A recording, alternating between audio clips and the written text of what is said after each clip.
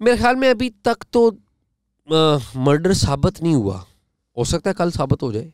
मुझे नहीं अभी तक साबित पता लगा कि हुआ है। जो मेडिकल रिपोर्ट आई है उसमें तो इंजरीज लिखी हुई हैं और वो एक्सीडेंट इंजरीज है। वो एक्सीडेंट वो एक्सीडेंट इंजरीज है। वो जो पोस्टमार्टम रिपोर्ट आई थी वो आप कह रहे हैं एक्सीडेंट इंजरीज है। देखना पोस्टमार्टम रिपोर्ट भी 2 शेयर हुई है। अब देखें ना, फेक न्यूज़ इतनी बढ़ चुकी है ना कि किसी भी बंदे के बारे में कोई भी चीज़ अब किसी ने तहकीक क्या कर रही है, उसने कहा हाँ ये डॉक्यूमेंट तो यही है। जो पोस्टमार्टम वाली रिपोर्ट चल रही है वो फेक है जी, 2 चल रही हैं, मुझे नहीं पता आपने कौन सी देखी।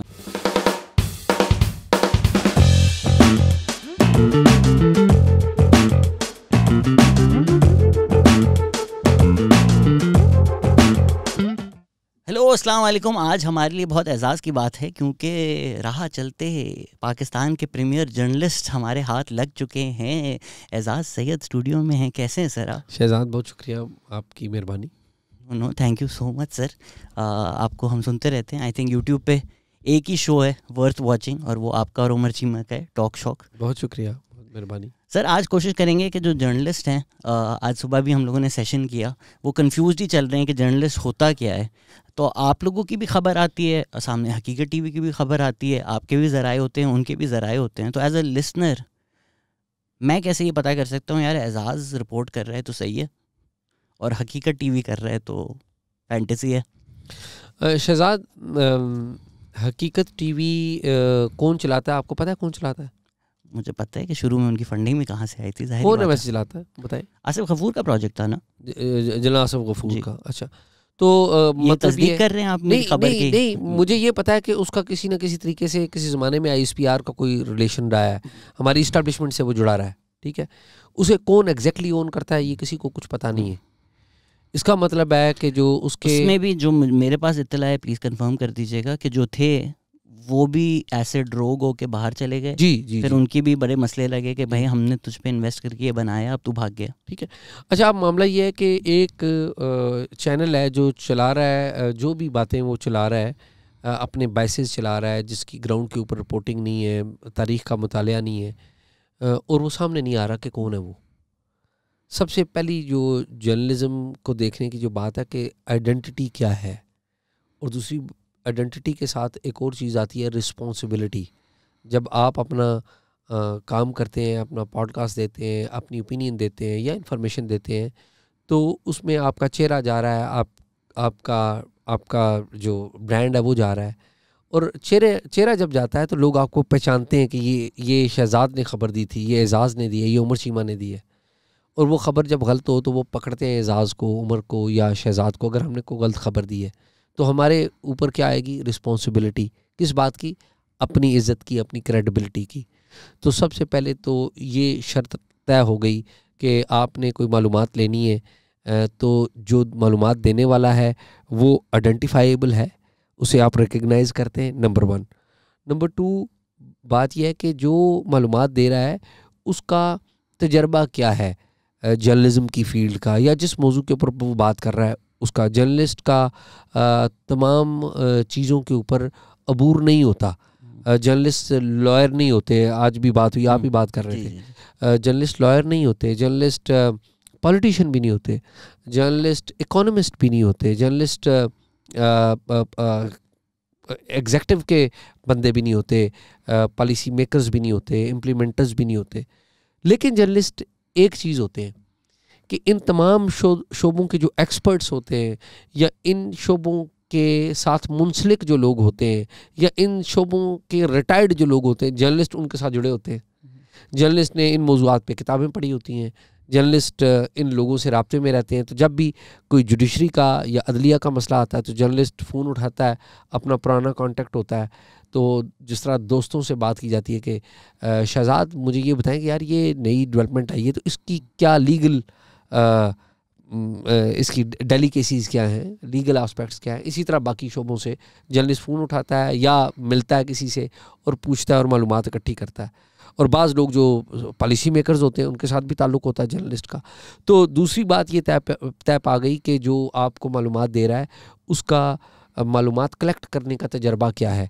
वो लाइट सी बात करता हूँ कि जिस तरह कहते हैं ना कि पुरानी शराब बहुत बढ़िया होती है, कहा जाता है ना मगरब में, और जो जहाँ पे ये बड़ा मशहूर अंग्रेज़ी का मकौला है कि पुरानी शराब बड़ी ज़बरदस्त होती है। तो मैंने ना उसमें एक एडिशन किया कि पुरानी शराब भी बड़ी बढ़िया होती है और पुराना साफ़ी भी बड़ा बढ़िया होता है। ठीक है, तो ये देख लीजिए कि मुश्किल है वैसे पाकिस्तान में पुराना साफ़ी होना, क्योंकि अगर आप 20-30 साल से अच्छी सहाफ़त कर रहे हैं तो आप जिंदा कैसे हैं? हाँ बिल्कुल बिल्कुल इसका तो पहले जवाब ऐसे नहीं। ही है। तो सर ये जो आपने नक्शा खींचा है, इसमें अगर समझें इमरान रियाज खान है, वो अपना वो जर्नलिस्ट हैं, उनको एक लॉ का मसला आता है, वो लॉयर नहीं है, वो फवाद चौधरी के भाई को फ़ोन करते हैं, वो लॉयर है, और वो रिपोर्ट कर देते हैं, तो फिर ये तो जर्नलिज्म है। नहीं, ये सिर्फ यही जर्नलिज्म नहीं है कि आपने मालूमात सिर्फ एक पहलू से ही नहीं देनी। मालूमात के मुख्तलिफ पहलू हैं। एक है हार्ड फैक्ट्स क्या है, फैक्ट्स आप इकट्ठे करें। फैक्ट्स जो हैं वो किसी के हक में भी होंगे, किसी के मुखालिफ भी होंगे। अब फैक्ट्स को बयान कैसे करना है, अब जो तफसीर है ना, तफसीर में सारा मसला है। तफसीर में 1400 की साल की तारीख आपने एक कूजे में बंद कर दी है। तो ये जो तफसीर है ना, इसने तो कॉन्फ्लिक्ट खड़े किए हुए हैं रीजन्स में। पूरी दुनिया के जो कॉन्फ्लिक्ट्स हैं वो सिर्फ तफसीर के ऊपर ही हैं। ये हमारे यहाँ मजहबी कॉन्फ्लिक्ट्स हैं वो भी तफसीर के ऊपर है। तो मालूमात इकट्ठी करना, फैक्ट्स इकट्ठे करना सबसे पहले तो जर्नलिस्ट का ये काम है। फिर फैक्ट्स इकट्ठे करके उसकी मुख्तलिफ तफहीम जो है, मुख्तलिफ जो पहलू है उसके बयान करना। मिसाल के तौर पे हम किसी पॉलिटिकल वाक़े की बात करते हैं। अब पॉलिटिकल वाक़या मिसाल के तौर पे 9 अप्रैल को 2022 को इमरान खान साहब को नो कॉन्फिडेंस के ज़रिए घर भेज दिया गया। ये फैक्ट है ना, इस पे तो कोई डिनाइबिलिटी नहीं, ये हकीकत है कि उनको भेज दिया गया। वो खुद भी मानते हैं, अपोजिशन जो उस वक्त की थी, आज हुकूमत है वो भी मानती है, मान लिया। अब उसकी तफसीर कि उनको क्या अमेरिका के कहने पे भेजा गया, क्या उन्हें फ़ौज ने घर पे भेजा, क्या उन्हें जो है जो सियासी जमातें हैं, जो इत्तेहादी जमातें हैं जिनको लीड मुस्लिम लीग नून और पीपल्स पार्टी कर रही है, क्या उन्होंने भेजा, या ये एक सब का हौच पौच था। तो इस पे मुख्तलिफ लोगों की आरा क्या है, मतलब पीपल्स पार्टी की क्या राय है, नून लीग की क्या राय है, पीटीआई की राय, ये तो हमें पता है, वो तो मुतारब रहे। इस्टेब्लिशमेंट की राय वो भी पता है। अब इंडिपेंडेंट लोग, ऐसे क्रेडिबल लोग जो सिस्टम के अंदर मौजूद हैं, जो कि सही मानों में न्यूट्रल्स है, एक वो वाले न्यूट्रल नहीं है जो ISPR का जो स्टेटमेंट है कि जी न्यूट्रल लोग हैं। उस रात असद कैसर की क्या राय थी वो तो आपने बता दी हमें जी, उन्होंने राय खुद ही बता दी। लिफ्ट बंद होते होते उनकी राय आ गई ऑन कैमरा, आ गई, बिल्कुल आ गई ऐसे ही। तो सर ये तो एक वाकया जो हम देख रहे हैं। अब देखें जैसे ज़िले शाह का मर्डर हुआ, क्या मर्डर हुआ है ये हमें पता है, अच्छा चलें डेथ और मर्डर में भी फिर वो आप राय दे रहे हैं। अगर मैं कहता हूँ ज़िले शाह का मर्डर हुआ, मैं ऑलरेडी एक ओपिनियन डाल रहा हूँ कि किसी ने मारा है उसको। इसमें PTI का मौक़िफ़ है कि जी उन्होंने पुलिस टॉर्चर करके मारा है। पोस्टमार्टम रिपोर्ट जो आती है उसमें इंजरीज़ भी आती हैं।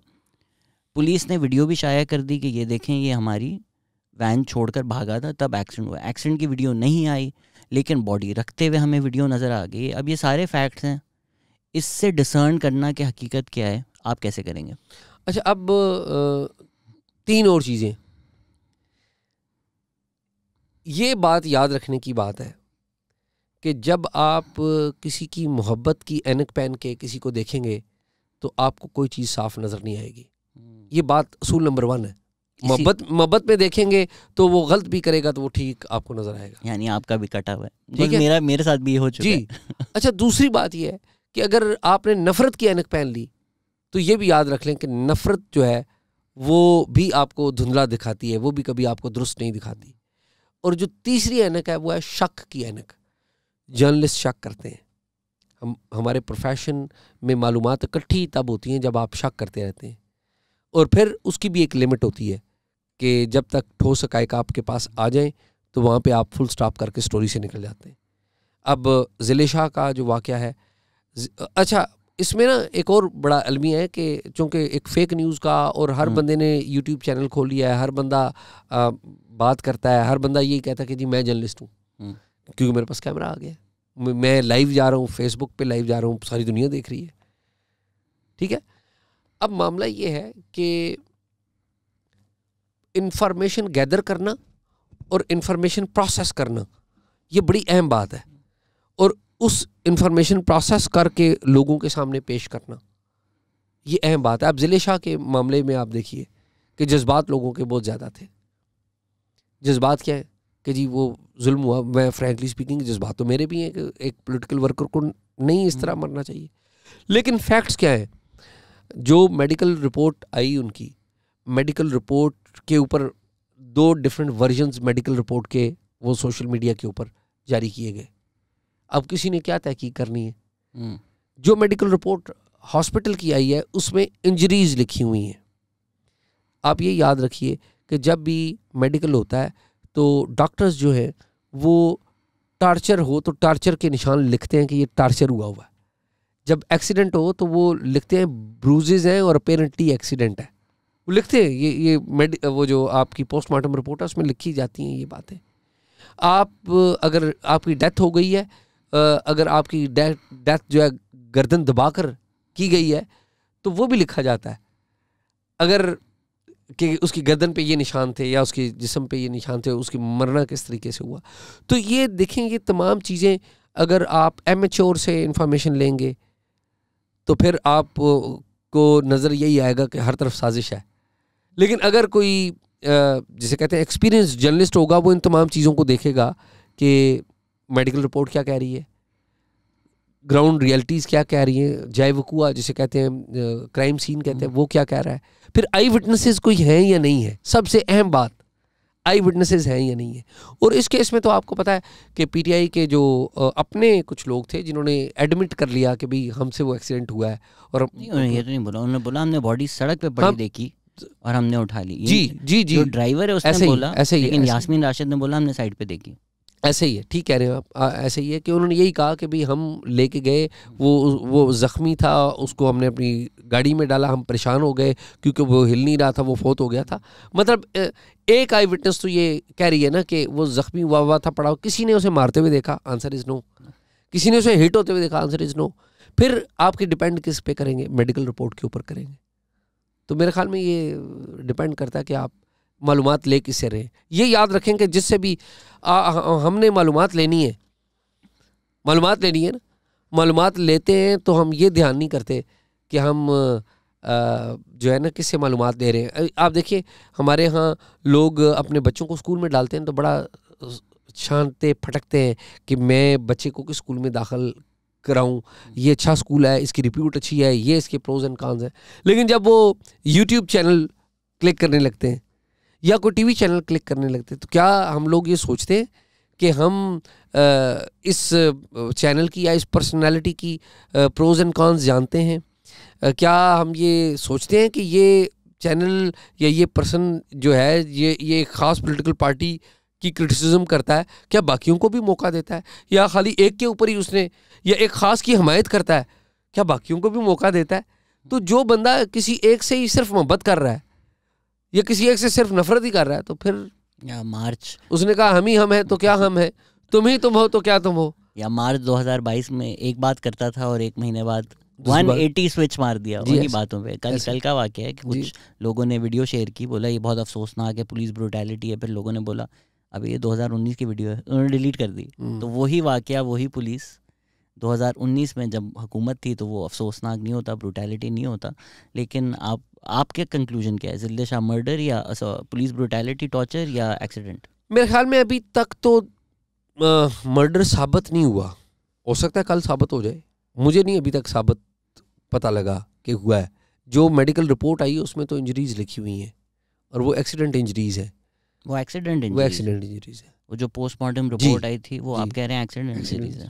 देखना पोस्टमार्टम रिपोर्ट भी 2 शेयर हुई हैं। अब देखना फेक न्यूज़ इतनी बढ़ चुकी है ना कि किसी भी बंदे के बारे में कोई भी चीज़ अब किसी ने तहकीक क्या कर रही है, उसने कहा हाँ ये डॉक्यूमेंट तो यही है। जो पोस्टमार्टम वाली रिपोर्ट चल रही है वो फेक है जी। 2 चल रही हैं, मुझे नहीं पता आपने कौन सी देखी। मैंने एक देखी जिसमें पूरी बॉडी पे इंजरीज थी। पूरी बॉडीज हैं, वो पूरी बॉडी वाली है जिसमें सर पे एक निशान लगा हुआ है। जी मैं उसकी बात कर। तस्वीरें भी हैं वो? तस्वीरें भी हैं।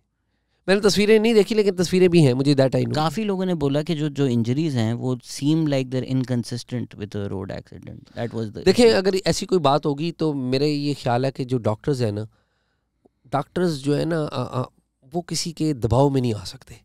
और इतनी पोलराइज्ड सिचुएशन है, डॉक्टर्स में भी पीटीआई और पीएमएलएन के लोग हो सकते हैं। अगर कोई डॉक्टर है जिसने ये चीज़ें देखी हैं तो वो आके सामने बता देगा। मेरा नहीं ख्याल कि ये छुपा सकता है वो। सर इस चीज़ों में एज अ व्यूअर चीज़ें बड़ी मुश्किल हो जाती हैं, मुझसे भी गलतियाँ हो जाती हैं। आपने भी मेरे ख्याल से कुछ पुलिस वालों की वीडियो ट्वीट कर दी थी और फिर वो पता चला TLP वालों पुरानी की और फिर वो डिलीट करनी पड़ गई। नहीं, फिर मैंने लिखा, मैंने कहा जी मुझे निशानदेही की गई है और ये गलत है। मैंने रिस्पॉन्सिबिलिटी दी कि यार अनाउंस करें, आप गलती हो सकती है आपसे, क्योंकि देखें ना बहुत सारी चीज़ें आ रही हैं। लेकिन मैंने उसमें एक और बात भी लिखी, मैंने कहा जी बात ये है कि ये वीडियो तो पुरानी थी, लेकिन मौजूदा क्या ये हकीकत नहीं है कि पुलिस वाले अटैक हुए हैं? वो भी किसी के बच्चे थे, ये भी किसी के बच्चे हैं। बात तो ये है कि ये जो पुलिस वाले हैं वो एक अदालत का हुक्म अमल दरामद करवाने जा रहे हैं और आप उन पे अटैक कर रहे हैं। वो किसी के बच्चे हैं ना, इसी मुल्क के बच्चे हैं वो पुलिस वाले, और हुकूमतें हमारी तो आके डीलें कर लेती हैं। TLP वाले आए थे तो उनको लाठीचार्ज किया गया था और उन्होंने रिएक्ट किया था तो पुलिस वाले ज़ख्मी हुए थे। मुझे पता है इस्लामाबाद पुलिस के एक एहलकार की आंख चली गई हुई थी सारी ज़िंदगी का, किसी का बाजू टूटा, किसी की टांग टूटी। बाद में हुकूमत ने उनके साथ एग्रीमेंट कर लिया। या तो वो ऑर्डर देना गलत था कि आपने TLP को मारना है, या फिर वो एग्रीमेंट करना गलत था। दोनों में से कोई एक चीज़ तो गलत थी। अच्छा, दोनों में से कोई एक चीज़ गलत थी तो क्या हमारी हुकूमत ने रेक्टिफाई किया? Answer is no. तो सर जो मालूमात गैदरिंग का तरीका है, अगर इसका प्रोसेस क्या है, आपके तो जानने वाले होंगे, तो do you first be like अच्छा इस जगह हुआ है तो इस जगह की पुलिस को आना है, इससे रब्ता करूं? जो आपके ऑलरेडी फ़ोन में कॉन्टैक्ट्स हैं आप उनसे पहले करते हैं, फर्स्ट हैंड रिपोर्टर से बात करते हैं, या वहाँ जाके लोगों से बात करते हैं? सबसे आइडियल चीज़ ही ये होती है कि आप मौके पे जाएं। वो कहते हैं बूट्स ऑन ग्राउंड। तो बूट्स ऑन ग्राउंड सबसे बेस्ट चीज़ है। आपको वो चीज़ें मिलती हैं जो आम तौर पे आप किसी से भी मालूमात लें तो वो नहीं होती। और वैसे भी आप ये याद रखिए कि आप भी किसी जगह से होके आए हैं और आपको कोई भी बंदा फ़ोन करता है तो आप कभी भी 100% बता ही नहीं सकते, क्योंकि जिस वक्त उस बंदे ने आपको फ़ोन किया है आप पता नहीं क्या सोच रहे हैं, आप पता नहीं किस स्टेट ऑफ माइंड में है, आप ने जो चीज़ें कंप्रीहेंड की हैं वो कभी भी 100% नहीं बता सकते आप। तो अब एट दिस पॉइंट, जिस तरह आपके अभी लेटेस्ट उसमें खबर है कि जी जो हैं बुखारी साहब जो हैं वो अंदर गए और उन्होंने ऑलमोस्ट इमरान खान को अरेस्ट कर ही लिया था और GB पुलिस ने उन पे गन्स रख दी। नहीं, वो मैंने मेंशन किया कि हमारे दोस्त राजा आतिफ ने ये खबर दी है। वो मेरी खबर नहीं, मैंने बीच में मेंशन किया। वो चूँकि क्लिप्स काटते हैं ना लोग, तो वो बात पूरी नहीं उन्होंने की।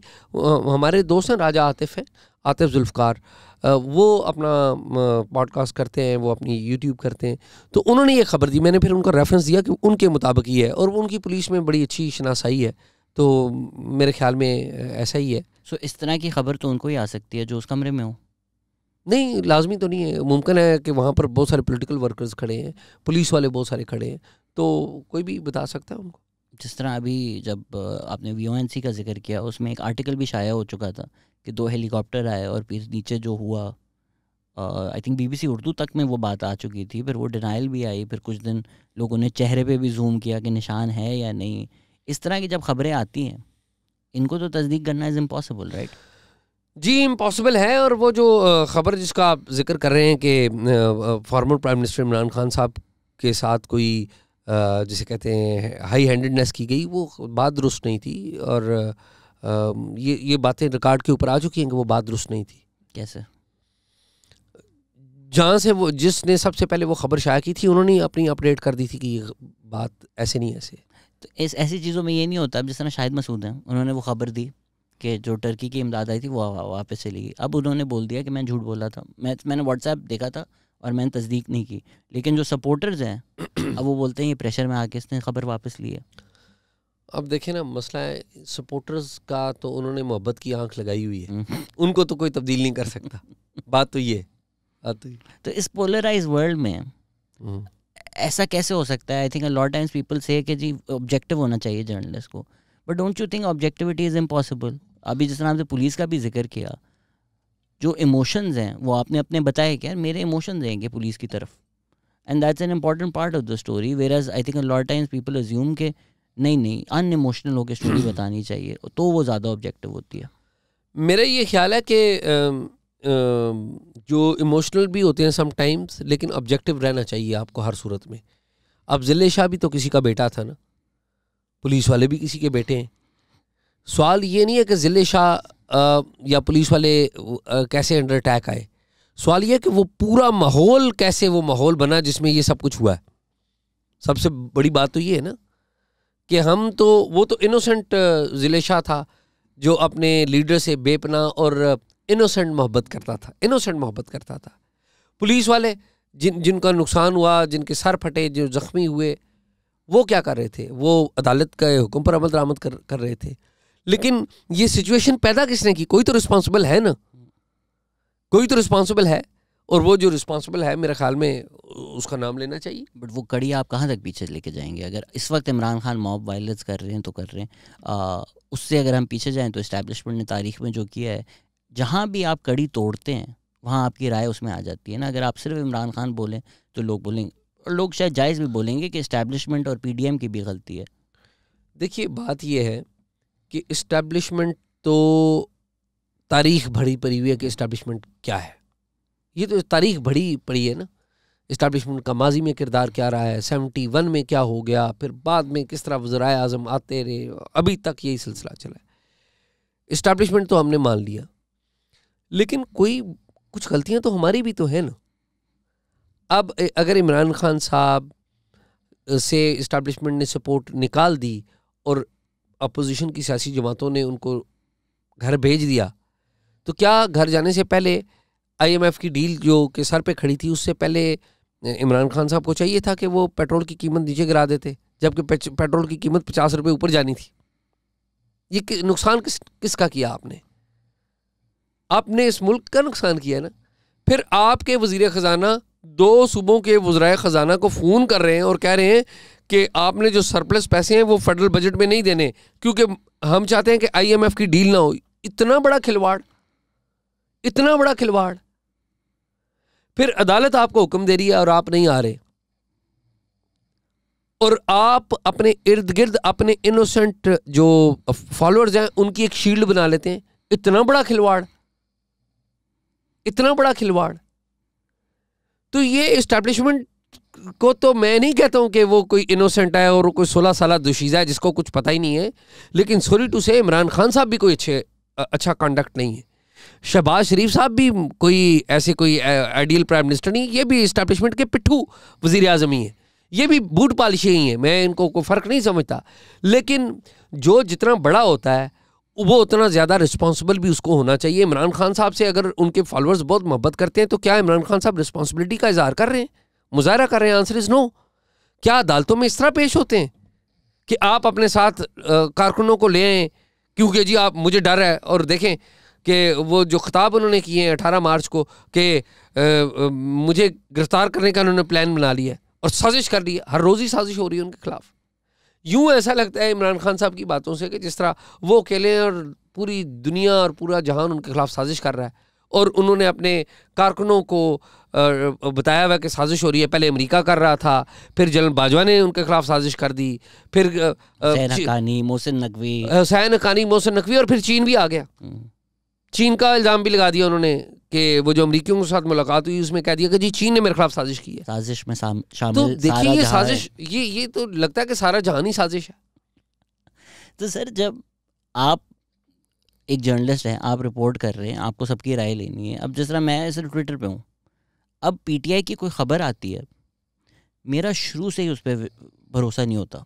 वो वीडियो भी डाल देते हैं, हम लाइक इन्होंने कुछ ना कुछ डॉक्टर किया होगा, क्योंकि वो इतना झूठ बोल चुके हैं कि आप you start questioning it and then I start thinking कि यार क्या मैं बायस हो रहा हूँ इधर, क्योंकि ये PTI की खबर है।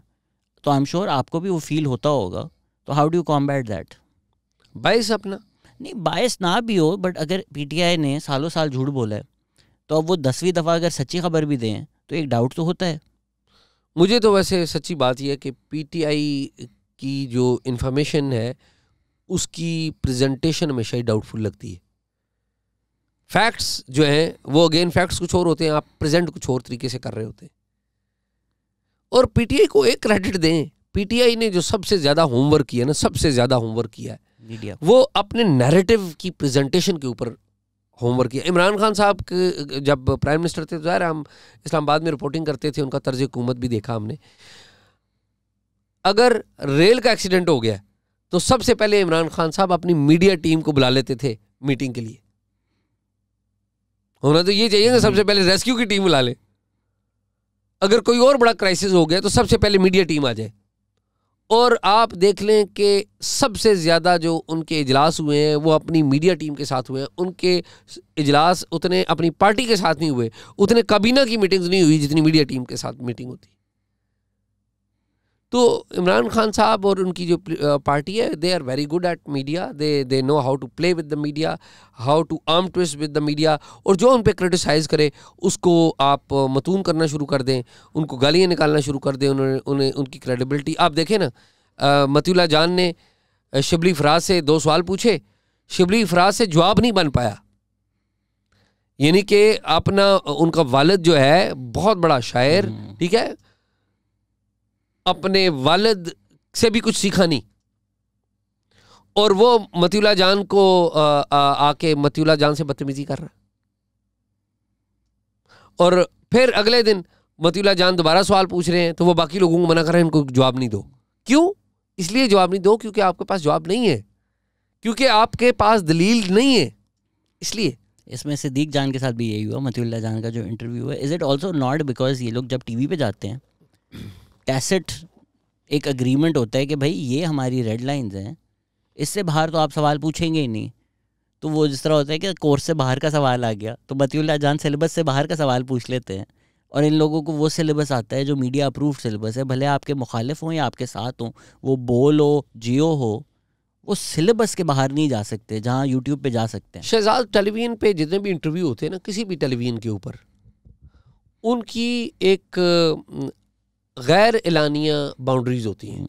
उसकी वजह होती है कि जिस टीवी एंकर ने किसी पॉलिटिशियन का इंटरव्यू करना है, उसने अपने अगले प्रोग्राम में या उससे अगले प्रोग्राम में या उससे अगले प्रोग्राम में भी उस पॉलिटिशियन को दोबारा बुलाना है, तो क्या वो उसे ग्रिल कर सकता है?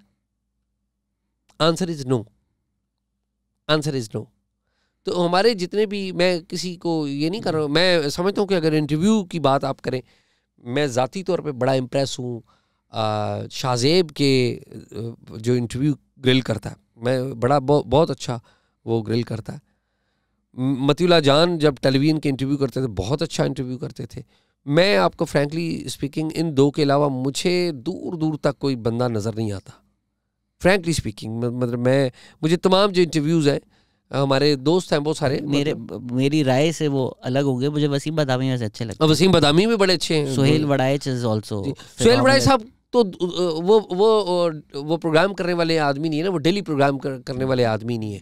मैं तो एक करंट अफेयर्स के ऊपर डेली हार्डकोर। वसीम बदामी बड़ा अच्छा से बहुत प्यार है। वसीम बदामी का बड़ा अच्छा था आपको आज मलमल में पत्थर रख के मलमल में पत्थर रख नहीं, वो वसीम बदामी का बड़ा अच्छा है। I thanks for adding. वो बिल्कुल वसीम बदामी भी बड़े इंप्रेसिव हैं।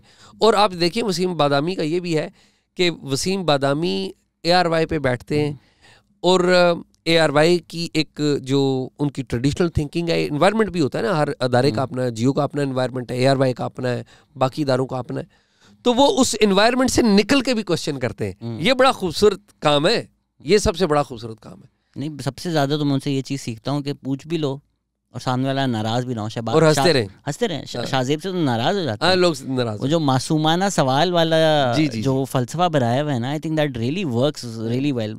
मैं तो सोहेल वड़ाइच से भी यही सीखता हूँ कि प्यार मोहब्बत से ऐसा सवाल पूछ लो कि दूसरे को समझ में भी नहीं आए कि नाराज होना था मुझे इस पर। सोहेल साहब का बड़ा ज़बरदस्त है, और सोहेल साहब सॉफ्ट अंदाज में, एक सॉफ्ट तरीके से जर्नलिज्म करते हैं, और सॉफ्ट अंदाज में लोगों से अच्छे माहौल में, खाने के ऊपर भी बात हो रही है, फ़नून लतीफ़ा पर भी बात हो रही है, और फिर सियासत के ऊपर भी बात हो रही है, और वो हंसी मजाक में बड़ा अच्छी गुफ्तगू। तो आप जब पूछ रहे होते हैं, आपके जहन में क्या होता है? अभी एक वो जो जनरल साहब थे, वो रिटायर्ड जो स्पीच हो रही थी इस्लामाबाद में, जिस पे आप पे उन्होंने डेथ थ्रेट्स भी दे दिए, तो मतलब आप काफ़ी हाउंड तो उनको कर रहे थे कि भाई जवाब दो इस चीज़ का। So how do you determine कि अच्छा यार ये तमीज़ के दायरे में अब ज़रा बाहर जा रहे हैं, मुझे इस तरह नहीं करना चाहिए? मैं असल में मेरे कोई प्लानिंग नहीं है। मैं हिस्ट्री का स्टूडेंट हूँ, मैं हिस्ट्री पढ़ता हूँ, और हिस्ट्री के जो करैक्टर्स हैं वो मेरी अक्सर फिंगर टिप्स पे या कुछ चीज़ें याद रह जाती हैं। तो फिर जो करैक्टर सामने आता है मैं उस करैक्टर से उसका रोल पूछता हूँ। जब मैं रोल पूछता हूँ तो बाज़ का बुरा भी बना जाते हैं, और मैं बड़े कोशिश करता हूँ मैं बड़ा प्यार से ही उनसे बात करूँ, और वो बाज़ का नाराज़ भी 1-2 दफ़ा तो हाथापाई करने की एक जन साहब ने कोशिश की, लेकिन मैं उनसे बड़ा सर कह के ही मैं मुखातब होने की कोशिश करता हूँ। बाज़ लोग हैं जो बड़े अच्छे हैं, वो जवाब भी देते हैं और बड़ा दलील के साथ जवाब देते हैं, लेकिन बाज़ ऐसे हैं जो बुरा मनाते हैं। बट अगर वो मतलब पार्क ये तो चले उनकी कॉन्फ्रेंस हो रही थी, बट कभी अगर आपको मिल गए और वो नहीं इंटरव्यू देने आए थे बट आप खड़े हुए थे और आप माइक क्यों डाल रहे, जिस तरह पापराज़ी नहीं होते, तो वो हमारी वो जनरल साहब से हमारी दोस्ती हो गई बाद में। मैं एक दफ़ा एयरपोर्ट पे कहीं जा रहा था, एक्चुअली जनरल साहब को किसी ने बताया कि मैं उनके खिलाफ कोई कार्रवाई करना चाहता हूँ या समथिंग लाइक दैट, या बताया या नहीं बताया मुझे नहीं पता। जनरल साहब ने मुझे मैसेज किया व्हाट्सएप पे कि ये भाई वो एक बैड ब्लड हो गया, तो वो उस बात पे ज़रा उन्हें बुरा लग रहा था। तो मैंने उन्हें कहा, मैंने कहा नहीं आप बड़े हैं। सर ये जो आप मुश्किल सवाल पूछ रहे हैं, आपके साथी के साथ जो हुआ वो तो हमने देखा। हमेशा से मैं सोचता था आप बच कैसे गए, बट टर्न्स आउट आप नहीं बचे हैं। हाँ जी, नहीं बचे। मैं ना बचने वाले शुरू के नंबरों में हूँ 2009, 2010, 2011, फिर 2017, तो कुछ ना कुछ चलता रहा है। तो आपकी सेहत देखकर उन्होंने बोला इस पे क्या ही करेंगे, ऐसा? हाँ, बस ऐसे ही है कुछ, लेकिन फिर भी उन्होंने अपनी तरफ से सीधा मुझे किया 1-2 दफ़ा, तो फिजिकली? हाँ, फिजिकली। तो फिर आप सीधे क्यों नहीं हुए? बस वो उनकी भी आदत है तो और हमारी भी आदत है। When these things happen, ख्याल तो आता होगा कि यार मैं पागल हूँ, मैं पाकिस्तान जैसे मुल्क में सहाफ़त कर रहा हूँ, ना पैसा है ना कोई इज़्ज़त है, गालियाँ भी खानी है मैंने, फिर ऊपर से ये भी रिस्क है कि मेरे फैमिली के साथ इस तरह की चीज़ें हो जाएं। आई थिंक आपकी बहन और या आपके भाई घर में थे जब भाभी थी, जब उन्होंने आना था, एक्चुअली उन्होंने आना था बाहर से, तो वो घर पे आपकी फायरिंग हुई। जब इस तरह के इंस्टेंसेस होते हैं, हाउ डू यू कीप? आपने इज्जत वाली बात की, मेरे ख्याल में हमारे पास एक ही चीज़ है, इज्जत। सर इंडस्ट्री में आपसे ज़्यादा इज्जत कम ही लोगों की है, लेकिन अगर आप जिस तरह अभी आपने पार्टी पे तनकीद किया, सुनने वाले आपको भी पता है क्या बोलेंगे, जी, तो वो अच्छा तो नहीं लगता किसी को सुनना। यार 2 बातें हैं, एक है दुरुस्त होना और एक है पॉपुलर होना। पॉपुलर होना और दुरुस्त होना, ये कॉम्बिनेशन बड़ा कम है। मेरी प्रेफरेंस यही होगी कि मैं अनपॉपुलर बेशक हो जाऊं, लेकिन कोशिश ये करूं कि बात दुरुस्त करें। तो उसका नुकसान भी होता है, ज़ाहिर है बड़ा नुकसान भी होता है, लोगों के बाइसेस हैं और उन बाइसेस से निकलना बड़ा मुश्किल काम होता है। हमने बड़ी कुव्वत लगा के बड़ा एक सफ़र तय करके बाइसेस से निकले, तो हमें कोई बंदा आके किसी भी रिलीजन से ताल्लुक़ रखता हो, किसी भी जमात से ताल्लुक़ रखता हो, हम उस बंदे को इज़्ज़त देते हैं और उसको प्री जज नहीं करते, आमतौर पे प्री जज नहीं करते until or unless we have the track record of that person. But sir, what keeps you motivated? घर पे गोलियां चल रही हैं, उठाया जा रहा है आपको, आप अपनी लाइफ तो बंदा रिस्क कर दे, फैमिली भी है। अच्छा शहजाद, मैं अब आपको एक बात बताऊं कि मैं कभी भी अपने प्रोफेशन से कभी डिसअपॉइंट नहीं हुआ। मैं जेन्युइनली इस प्रोफेशन से मोहब्बत करता हूँ। एक होता है ना पैशन, होता है कि you eat journalism, you sleep journalism, you drink journalism, you watch journalism, this is kind of thing. लेकिन मैं आपको एक बात बताऊं, ये जो पोलराइजेशन है इसने बड़ा डिसअपॉइंट किया है प्रोफेशनल्स को, डिसअपॉइंट किया। ये फॉर द फर्स्ट टाइम हुआ है, मैं मोर देन 2 डेकेड्स हैं जर्नलिज्म करते हुए, कि आप दुरुस्त बात कह रहे हैं और आपको बाज़ लोग जो है वो आपको अटैक कर रहे हैं और बिलो दी बेल्ट आपसे गुफ्तगू कर रहे हैं। तकलीफ़ होती है, ज़रा आप भी इंसान हैं, गोश्त पोस्ट के बने हुए इंसान हैं, तकलीफ़ होती है, लेकिन इसका कोई ना कोई एंड तो होगा ना, किसी न किसी जगह पे तो कोई ना कोई एंड होगा। तो लेट्स सी कि क्या एंड होता है।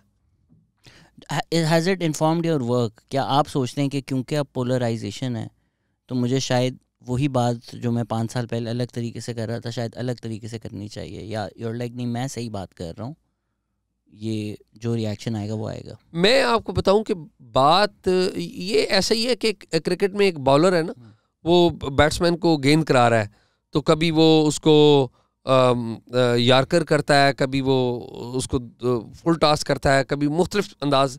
तो मेरा ये ख्याल है कि फैक्ट्स ठीक होने चाहिए, कहने के अंदाज आप ट्राई कर लें, अगर किसी जगह एक काम नहीं कर रहा तो दूसरा ट्राई कर लें, लेकिन बात दुरुस्त करें। अभी जब हम बाहर खड़े भी बात कर रहे थे, मैंने बोला journalist is only as good as sources, आपने बोला सिर्फ ये नहीं है और भी कुछ होता है। बट इज इन दैट कि आपके जो ट्रस्टेड सोर्सेज हैं, अगर उन्होंने आपको कुछ बताया है, उसको पीस टुगेदर करके आप अपनी राय देते हैं, तो उन्हीं की बेसिस पर हो सकता है ना, उनके बगैर तो नहीं हो सकता मेरे ख्याल से जर्नलिज्म। ऐसे ही है, ऐसे ही है। लेकिन अगेन आपने जो इन्फॉर्मेशन आपको मुख्तलिफ आपके लोग बता रहे होते हैं, तो आपको ये भी तो असेस करना होता है ना कि जो बंदा मुझे इन्फॉर्मेशन बता रहा है उसका वो उस सिस्टम के कितना इन बैठा हुआ है। अगर वो इन बैठा नहीं हुआ, मुझे जो बता रहा है ये भी तो हो सकता है वो बाइस हो, और जहाँ से इन्फॉर्मेशन शुरू हुई है क्या वो उधर मौजूद था, क्या उसने खुद होते हुए कुछ देखा है। ये बातें बड़ी अहम है। फिर उसका ज़ाती बाइस क्या है, वो किसको टारगेट कर रहा है और किसको बचा रहा है, ये भी तो होता है ना। और इसमें कभी तो आपने गलती की होगी कि किसी ने फीड किया होगा और आप फीड हो गए होंगे, ये कैसे सीखते हैं कि यार ये फीड होती हैं? देखिए ना, गलतियां इंसान से होती हैं, बिल्कुल हम करते हैं गलतियां, लेकिन गलती जो है कोशिश ये करनी चाहिए कि हर दफ़ा नई गलती करें, पुरानी नहीं दोहराएं। ठीक है, तो कोशिश यही रही है कि नई गलती कर लें यार, पुरानी नहीं दोहराएं। लेकिन ये है कि गलतियां होती रही हैं, लेकिन जब भी गलती कभी हुई तो अनाउंस किया कि यार ये गलत हो गया, ये एक्चुअली ये बात यूं है, तो कम हुआ, ऐसा बड़ा कम हुआ। लेकिन जो खुदा का ये बड़ा शुक्र है कि जो बड़ी हमने स्कूप्स किए उनमें कभी कोई गलती नहीं हुई। कुछ कभी कोई छोटी मोटी कोई ऐसी बात हो गई हो तो क्या साइंस होते हैं कि ये फीड हो रहा हूँ मैं, ये नहीं मानना?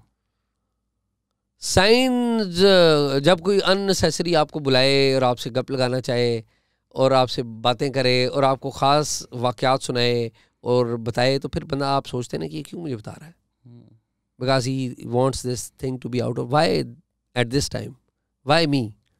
तो ये क्वेश्चंस तो होते हैं ना।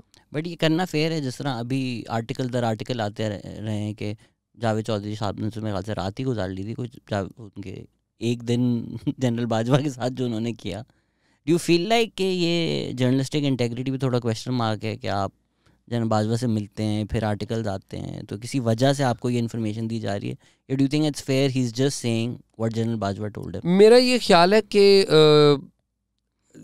जावेद चौधरी साहब ने, बाज़ लोगों ने जावेद चौधरी साहब पे तनकीद भी की है। मेरा ये ख्याल है कि एक जर्नलिस्ट है जिसको एक ऐसे बंदे ने बुलाया जो कि एक बड़ा पावरफुल आदमी रहा है, और उसने जो बातें की हैं उस जावेद चौधरी साहब ने आके उनको कोट करते हुए लिख दी हैं। यही बात हुई ना। तो उन्होंने सबसे पहले अपना कॉन्फ्लिक्ट भी बता दिया कि जी मुझे फलां बंदे ने बुलाया था, मैं उधर गया हूँ, ये मेरी बातें हुई हैं, तो ये लिख दी हैं उन्होंने। मेरा ये ख्याल है कि उन्होंने अल्टीमेटली तो लोगों को हेल्प ही किया ना कि व्हाट जनरल बाजवा थिंक्स। अगर आप ओवरऑल देखें तो ये पता ही लगा है ना। और जिस माहौल में ये मुलाकात उनकी हुई या जिस माहौल में ये मीटिंग हुई, वो माहौल भी हमें पता है, क्योंकि general Bajwa is under attack by the PTI। तो general Bajwa is angry and he wants to tell कि his side of the story, कि वो बताना चाहते हैं कि आई एम इनोसेंट। वो ये बता रहे हैं जनरल बाजवा कि भी मेरे साथ ज्यादती हुई है। तो ये मेरा ख्याल है। तो सवाल ये है कि इसमें जो चौधरी साहब है उनका रोल क्या था? He was just a journalist who reported what he was. उसमें बस वही शक व शुबात आते हैं ना कि भाई वो आपको एक वेसल यूज करके अपनी वॉइस आगे ले जा रहे हैं। नहीं तो फिर अगर नहीं, फिर तो जनरल बाजवा मेरे ख्याल में यूट्यूब का कोई वो कर लें, पॉडकास्ट कर लें, मेरे ख्याल में कोई इंटरव्यू कर लें। जनरल बाजवा अगर आप सुन रहे हैं, मुझे पता है और कौन सुनते हैं, तो अगर आप वो बाजवा साहब तक पैगाम पहुंचा दें, आपको पता है आप कौन है, तो आ जाएं, मैं वेलकम हूँ। बट आर्टिकल लिख सकते हैं, प्रॉब्ली नहीं लिख सकते होंगे, लेकिन मेरे ख्याल में जो बड़ी पोजीशंस के ऊपर डिनाइबिलिटी भी नहीं, मैंने इस तरह नहीं कहा था, वो भी तो एक वो भी है। दूसरी एक और बात है कि जो लोग होते हैं जो पावरफुल पोजीशंस के ऊपर रहे होते हैं, उन्हें जर्नलिस्ट की अहमियत का भी पता होता है कि मैं अगर इस जर्नलिस्ट को बताऊंगा तो ये टेलीविजन पे भी बोलता है, ये अखबार में कॉलम भी लिखता है, इसको बाकी टेलीविजन चैनल्स भी बुलाते हैं, और ये इसका एक ट्रैक रिकॉर्ड है। तो वो भी तो एक देखते हैं कि आपने आज वाला देखा, वो जो शाहिद हैं उन्होंने जी शाहिद मेतला, तो ये जी मतलब, उसमें उन्होंने ओरिया मकबूल जान का जिक्र किया, फिर उन्होंने कहा कि एक जर्नलिस्ट बड़ा झूठा है, कोई इस तरह की बातें भी हुई। ये किस किस्म की बात है? सिद्दीक जान को मैंने कहा था कि मैं शेव करते हुए सुना हूँ, लेकिन मैंने एक ही दफ़ा उसका आर्टिकल पढ़ा था, उसने उसको, आप एक ex chief of army staff हैं, आप इस तरह की खबरें दे रहे हैं कि नहीं, मैंने सिर्फ एक ही दफ़ा पढ़ा था सिद्दीक जान को। इट जस्ट सीम्स वेरी पेटी। मेरे ख्याल में डिपेंड करता है कि सवाल क्या हुआ उनसे, क्या। आई एग्री विद यू, लेकिन सवाल ये भी है ना कि मैं आपसे पूछ क्या रहा हूँ, आप मुझे बता क्या रहे हैं। डिपेंड ये भी होता है कि किस एनवायरनमेंट में बात हो रही है, क्या बात हो रही है। I agree with you what you are saying. In the context of history आपके लिए तो मैंने सुना है जनरल शुजा पाशा दरवाजे खोलते थे गाड़ियों के। हाँ नहीं, वो एक ही दफ़ा हमारी मुलाकात हुई। Do you feel this is different दो कि जनरल नदीम अंजुम की जिस तरह पहले प्रेस कॉन्फ्रेंस हुई, अब ये जनरल बाजवा जर्नलिस्ट से बात करके आर्टिकल्स लिखवा रहे हैं, डू यू फील कि नहीं इसी तरह होता है? मुशर्रफ भी जब हटे थे तो फिर वो इसी लेवल पर आ गए थे, और डू यू फील कि अब जिस तरह इंस्टीट्यूशन रिएक्ट कर रहा है, this is fundamentally different from anything they have done in the past decades? देखें, ये जो इन्वायरमेंट है ना, ये तो फंडामेंटली डिफरेंट है ना from the history of this country. It's entirely a different environment, entirely different actors. Imran Khan का जो फिनोमेना है इंटायरली डिफरेंट। ये कन्वेंशनल लीडर नहीं है इमरान खान साहब। अगर आप ये कहें कि जी वो कन्वेंशनल लीडर है, नहीं नहीं नहीं, he is entirely a different leader, entirely different attitude, entirely different way of handling different things, and he is one man. आप पीटीआई सारी एक तरफ कर दें, इमरान खान एक तरफ कर दें, इमरान खान इज़ पीटीआई। बिल्कुल, तहरीक इमरान, तहरीक इमरान खान, वो इमरान खान साहब हैं पीटीआई, और पीटीआई इमरान खान के अलावा कुछ भी नहीं है। तो इमरान खान साहब का जो फिनोमेना है ना, वो एक पाकिस्तान में लार्जर दैन लाइफ एक फिनोमेना बन गया है। आप देखिए कि इमरान खान साहब सहाफ़त से बड़े हैं, सियासत से बड़े हैं, कानून से, अदालत से बड़े हैं, और तो और रियासत से भी बड़े हैं। एज़ पर टुडे आज क्या हुआ? नहीं, मैं आज तक की मैं बात कर रहा हूँ। आज तक तो वो इन सारी चीज़ों से बड़े हैं ना, कि सहाफ़त उनको तनकीद नहीं कर सकती, सहाफ़त हाथ बांध के उनके सामने खड़ी है, सियासत हाथ बांध के उनके सामने खड़ी है, मफलूज हो गया सारा सिस्टम, ठीक है। मईशत हाथ बांध के उनके सामने खड़ी है, मफलूज हो गई है, ठीक है। अदालत हाथ बांध के, मैं बड़े अदब से कहूँगा, हाथ बांध के अदालत भी खड़ी है उनके सामने, और तो और रियासत भी हाथ बांध के उनके सामने खड़ी है। तो वो तो एक लार्जर दैन लाइफ एक करैक्टर बन चुके हैं इमरान खान साहब। आपकी तो राय ये है कि उनको अरेस्ट होना चाहिए? मेरी राय ये है कि जिस किसी ने कानून तोड़ा उसको अरेस्ट होना चाहिए, चाहे वो इमरान खान ही क्यों नहीं है। अगर जनरल बाजवा ने कानून तोड़ा तो उसको भी अरेस्ट होना चाहिए, अगर जनरल फैज़ ने तोड़ा तो उसको भी अरेस्ट होना चाहिए। लेकिन अगर इमरान खान, इन सब में बड़े कौन है, सबसे ताकतवर कौन है आज के दिन में? सबसे ताकतवर क्या शहबाज शरीफ है? सबसे ताकतवर आज के दिन भी इमरान खान है। बट सर किस बात पे अरेस्ट होना चाहिए? मिस डिक्लेरेशन तोशा खाना पे? देखिए, मिस डिक्लेरेशन तोशा खाना का एक रेफरेंस है, वो तो अदालत में है, वो तो अदालत फैसला करेगी। अगर अदालत ने समझा कि गिरफ्तार होना चाहिए तो वो कह देंगे, अगर नहीं समझा तो नहीं कहेंगे। आपने बड़ी मस्बत राय दी है कि पक्का एस्टैब्लिशमेंट का इरादा तो है कि जेल तो जाएगा। देखिए ना, एस्टैब्लिशमेंट को वो गालियां देते हैं, एस्टैब्लिशमेंट को वो बुरा भला कहते हैं, मौजूदा आर्मी चीफ को बुरा भला कहते हैं। तो क्या मैं आपको गालियां अगर देता रहूं, मैं आपको बुरा भला कहता रहूं, आप मेरे बारे में अच्छी बात सोचेंगे? नहीं सोचूंगा, लेकिन कभी भी नहीं सोचेंगे। अरेस्ट ये ऑफेंस तो नहीं बनता। तो नहीं, ये ऑफेंस नहीं बनता, ये ऑफेंस है भी नहीं है। मैं नहीं कह रहा हूँ कि ये ऑफेंस है, बिल्कुल मैं नहीं कह रहा हूँ। लेकिन मैं ये कह रहा हूँ कि जो कानूनी डेविएशंस हुई हैं आपकी माजी में, अब जब टैरियान जेड खान पैदा हुई थी उस वक्त तो जनरल आसिम मुनीर नहीं थे ना, या आसिम मुनीर के कहने पे वो पैदा हुई है, इमरान खान साहब ने पैदा, वो तो नहीं पैदा की उन्होंने आसिम मुनीर के कहने पे, या नदीम अंजुम के DGI के कहने पे पैदा की है टैरियन जेड खान। तो उस वक्त तो ये सीन नहीं था। लेकिन अब उस मामले को, उनकी बेटी के मामले को चैलेंज किया हुआ है अदालत ने, और अदालत अगर किसी मौके पर उनको एविडेंस मांगती है या किसी मौके पर उनको डिस्क्वालीफाई कर दिए, फ़र्ज़ करें तो क्या इसका इल्ज़ाम एस्टैब्लिशमेंट पे लग जाएगा? बट ये भी कोई ऐसा ऑफेंस नहीं है जिस पे उनको अरेस्ट होना चाहिए। अरेस्ट की तो बात ही नहीं इसमें तो आर्टिकल 62 और 63 का मामला है, डिस्क्वालिफिकेशन की बात है, अरेस्ट तो नहीं होना चाहिए। तो ये मैं वैसे आपस की बात है, मैं तो आर्टिकल 62 और 63 के भी खिलाफ हूँ। है ही नहीं वो, ये गलत है। मैं ये समझ, ये भी, लेकिन आपके मुल्क में है ना। मैं जिस तरह मर्जी किसी कानून को अच्छा ना समझता हूँ, मैं और भी बहुत सारे हमारी मुख्तलिफ अकलीतों के हवाले से जो बाज़ क़वानीन हैं उनके ऊपर बात करते हैं लोग, करते रहे लोग, और भी बहुत सारी चीज़ें हैं जिनके ऊपर लोग बात करते रहे। इफ एनीथिंग पिछले हफ्ते राइट टू इन्फॉर्मेशन के ऊपर कानून में बड़ी तब्दीली की ज़रूरत है, और भी बहुत सारी चीज़ों के ऊपर लोग बात करते हैं। पिछले पूरे हफ्ते में जो इमरान खान ने किया है, it's probably worse than these cases. जो मॉब वायलेंस हो रहा है, आप इनकरेज कर रहे हैं, इन पे भी FIRs कटेंगी। तो जब आप ये रिपोर्टिंग कर रहे हैं, आप बता रहे हैं कि कोर्ट रूम में भी क्या हो रहा है, तो इसमें लोगों को ये कॉन्टेक्स्ट देना भी तो कितना ज़रूरी हो जाता है कि भाई ये सब इस वक्त इसलिए हो रहा है। केसेस के तो जो भी मेरिट्स हैं, फॉरेन फंडिंग केस आपने कुछ 10 साल से उसको रखा हुआ है, अकबर एस बाबर उसके पीछे पड़े हुए हैं, इस वक्त इसलिए आ रहा है क्योंकि establishment wants to cut Imran Khan down to size, and that's very evident and that's very obvious. ये सारी बातें ठीक है, एस्टैब्लिशमेंट भी उन्हें कट टू साइज करना चाहती है, लेकिन एस्टैब्लिशमेंट इस वक्त मजबूर हुई है। एस्टैब्लिशमेंट कुछ कर ही नहीं पाती। देखें ना, जो एस्टैब्लिशमेंट इतनी कमज़ोर हो चुकी हो कि इमरान खान साहब उनसे अरेस्ट ना हो, अरेस्ट करना चाहते हैं वो, आंसर इज यस। कितने पर्चे हैं? 94 कहते हैं ना मुकदमात है, 94। किसी एक पर्चे में इमरान खान साहब अरेस्ट हुए, आंसर इज नो। तो हु इज मोर पावरफुल? तो अगर आपकी राय ये है, आई डोंट नो, अगर आपकी राय ये है कि पाकिस्तान की पॉलिटिक्स का फंडामेंटल जो प्रिंसिपल कॉन्ट्रडिक्शन है वो एस्टैब्लिशमेंट की इन्वॉल्वमेंट रही है, वो मिलिट्री इंटरफेरेंस रही है, तो अगर एक खान इम्परफेक्ट वेसल हैं, उनके थ्रू अगर एस्टैब्लिशमेंट वापस बैरिक्स में चला जाए तो ये तो अच्छी बात हुई। सबसे अच्छी बात है कि एस्टैब्लिशमेंट बैरिक्स में चली जाए, इससे तो आइडियल बात ही नहीं। लेकिन इमरान खान साहब तो ये नहीं कह रहे ना। इमरान खान साहब कहते हैं कि मेरी जनरल बाजवा से लड़ाई है, और वो कहते हैं कि ये जो जनरल आसिम मुनीर है ये मेरे मुखालिफ हैं। ये उनके अपने बयानात हैं। वो बाकी तो आर्मी के साथ चलना चाहते हैं। इमरान खान साहब ने तो आखिरी दम तक कोशिश की कि आसिम मुनीर आर्मी चीफ ना बने, जैद बन जाए, बकर बन जाए, एक्स बन जाए, वाई बन जाए, जी बन जाए, ये ना बने। पक्की खबर है कि आसिम मुनीर को हटवाया इसलिए गया था क्योंकि वो बुशरा बीबी की करप्शन केस, इसमें कोई शक ही नहीं। उन्होंने ये खबर हमने दी थी, इसमें कोई शक ही नहीं। तो ये खबर आप तक कैसे पहुंच सकती है? अगर इमरान खान ने जनरल बाजवा को फ़ोन करके बोला कि आसिम मुनीर को हटा दो, ये आपको कैसे पता चल सकता है? ये खबर हमें फौरी तौर पे नहीं पता लगी, ये खबर कुछ अरसे के बाद पता लगी थी, क्योंकि जब आसिम मुनीर हट गए थे तो बहुत सारे जो गवर्नमेंट के एक्लेंस हैं वहाँ पर इमरान खान साहब को मना करने की कोशिश की जा रही थी कि आसिम मुनीर को ना हटाएं, और ये बातें फिर बाहर निकल आती हैं।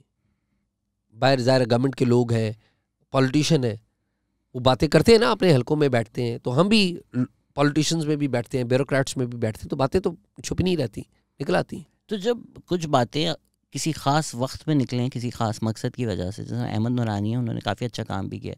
बाजवा की जो जनरल बाजवा की जो फाइनेंसेस लीक हुई थी, वो ऐसा लग रहा था ऐसे वक्त पे हो रही है कि इस्टेब्लिशमेंट के अंदर ही, मेरी अगर आप कंजेक्चर जानना चाहें, मैं कहूँगा कि इस्टेब्लिशमेंट के अंदर से ही शायद ये लीक हुई है।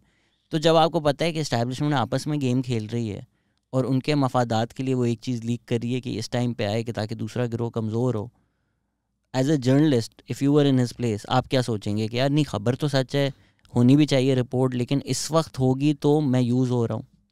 बात यह है कि अहमद नूरानी की जो खबर है वो उसकी मेहनत है। आप ये कहेंगे कि आपका दोस्त है इसलिए कह रहा, मैं अपने दोस्त पता भी नहीं था आपका दोस्त है। नहीं, मतलब हम इकट्ठे काम करते रहे, मतलब मैं समझता हूँ कि अहमद नूरानी ने मेहनत की है, और अहमद नूरानी की खबर में जिन लोगों ने उनको रिपोर्टेडली मुझे नहीं पता अहमद नूरानी को किसने असिस्ट किया, और मेरा नहीं ख्याल कि एस्टैब्लिशमेंट ने असिस्ट किया है, मेरा नहीं ख्याल कि एस्टैब्लिशमेंट ने असिस्ट किया। जिन लोगों ने असिस्ट किया उनको गिरफ्तार कर लिया गया, FIA उन पे मुकदमा करके उनको ट्राई कर रही है। FBR के लोग हैं वो तो खुद, अच्छा, वो FBR जर्नलिस्ट थे जिनको अरेस्ट किया गया। नहीं, वो तो जर्नलिस्ट तो उन्हीं FBR के लोगों से इन टच थे। उस बेचारे को तो शायद बोला मेरा तो कोई ताल्लुक नहीं था। नहीं, और वाकई उनका ताल्लुक नहीं था, वो सच कह रहे हैं, शायद असलम बिल्कुल सच कह रहे हैं, उनका ताल्लुक नहीं था, लेकिन उनके साथ FBR के लोग भी जुड़े हुए थे। FBR के जो लोग जुड़े हुए उन गालबन उन्होंने दिए, मेरे इल्म में नहीं है, मुझे नहीं पता कि अहमद नूरानी को खुद की तो हिम्मत नहीं हो सकती ना। क्यों नहीं हो सकती? नहीं हो सकती। Ahmad Noorani is in a very safe place.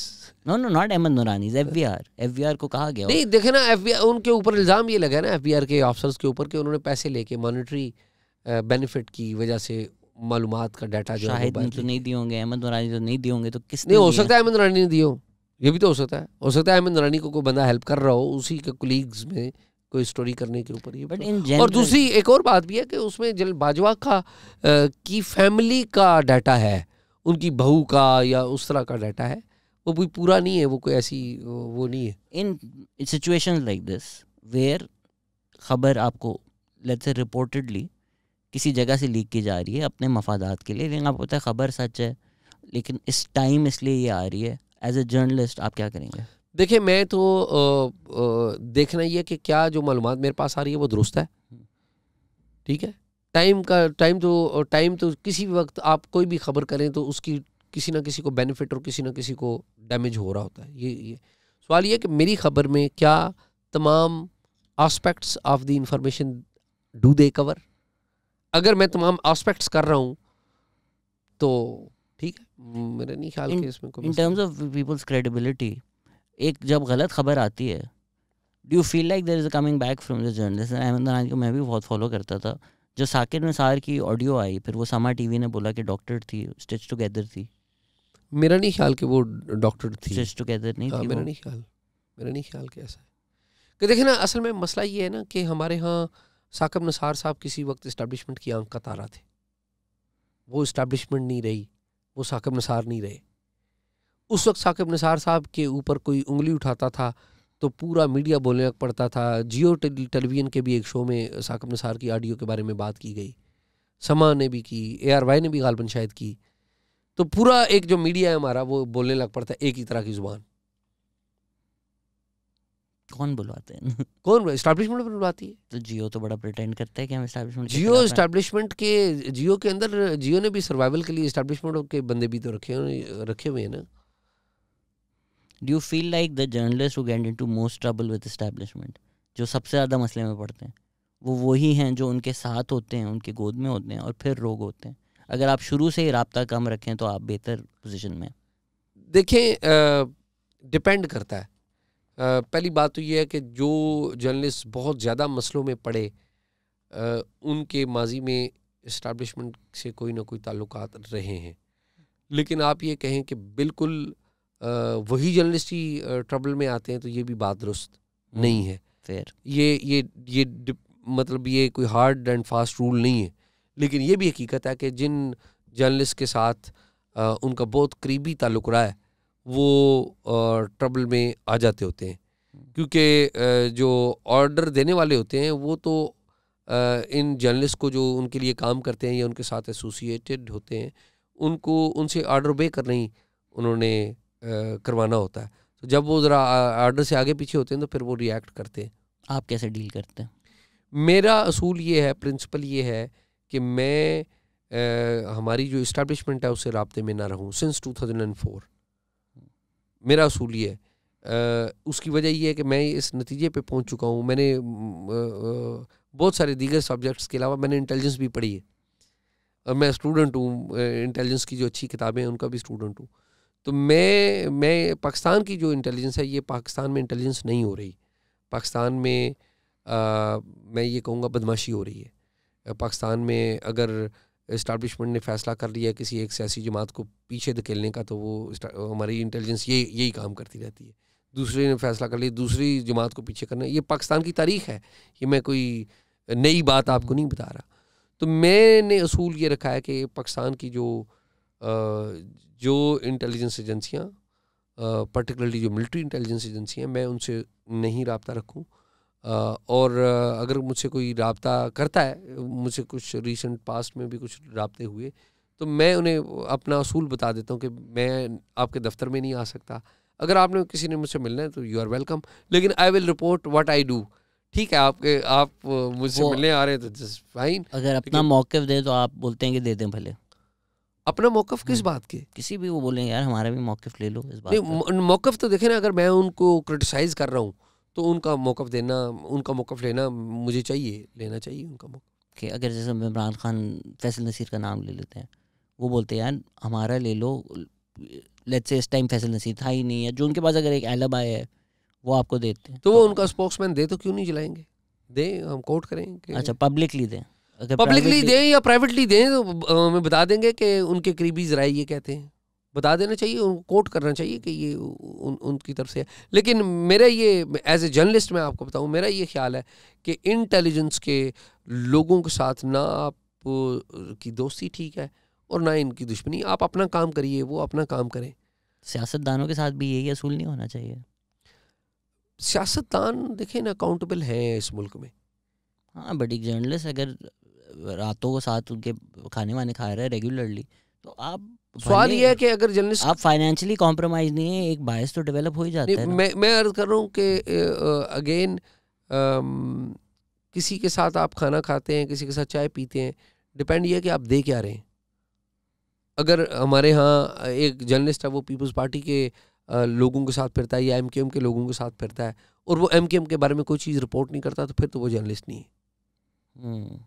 ये तो मेटल तो आपकी प्रोफेशन है ना, आपका क्राफ्ट तो आपका ये काम है ना, तो उधर से नजर आ जाएगा आप किसकी तरफ हैं किसकी तरफ नहीं। बट सर फर्क तो पड़ता है ना। आप जिस तरह देखें, मैं पीटीआई को काफ़ी तनकीद करता हूँ। अब अली जैदी आए हुए थे पॉडकास्ट पे, पड़ता है। मैंने उनको वहाँ पहले उन्होंने एक चीज़ ट्वीट की थी, मैंने थोड़े सख्त अल्फाज में, मतलब इतने कोई सारी बातें गालियाँ वाली तो नहीं थी, वो मिनिस्टर है, बट मैंने तनकीद की थी। शायद मैं वो वाला ट्वीट भी आज ना करूँ क्योंकि मैं उनसे मिल चुका हूँ, पॉडकास्ट पे आ चुके हैं, 2 घंटे बैठ के हमने सामने बात कर चुके हैं। तो इस तरह अगर कोई दोस्ती कर रहा है और वो अपने जहन में सोच रहा है कि नहीं मैं फिर भी अनबायस्ड रहूँगा, ये हो तो नहीं सकता। देखें वो आइडियल जो बात है वो तो कभी भी नहीं हो सकती। फिर इसका मतलब है आप कभी इन्फॉर्मेशन नहीं ले सकेंगे। आपने कोई इन्फॉर्मेशन भी तो लेनी है, लोगों से मिलना भी है, आपका ये काम है ना कि लोगों को मालूमात दें।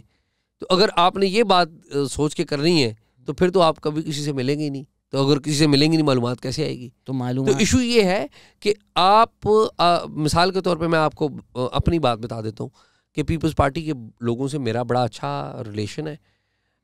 मैं ज़ाती तौर पे पीपल्स पार्टी को पसंद भी करता हूँ, बाज़ हवालों से बहुत मैं बाज़ हवालों से पसंद करता हूँ, और बाज़ ऐसे वाले हैं जिन पे मैं बड़ा नापसंद करता हूँ। अच्छा, पीटीआई के लोगों को मैं बड़ा तनकीद करता हूँ, इमरान खान साहब को, और लेकिन मैं किसी ज़माने में इमरान खान साहब से मेरी ज़ाती बड़ी मुलाकातें थी। लेकिन पीटीआई के बाज़ लीडर्स हैं जिनको मैं बड़ा रिगार्ड करता हूँ और मैं उनको रिस्पेक्ट करता हूँ, और एट द सेम टाइम मैं उन पे तनकीद भी करता हूँ।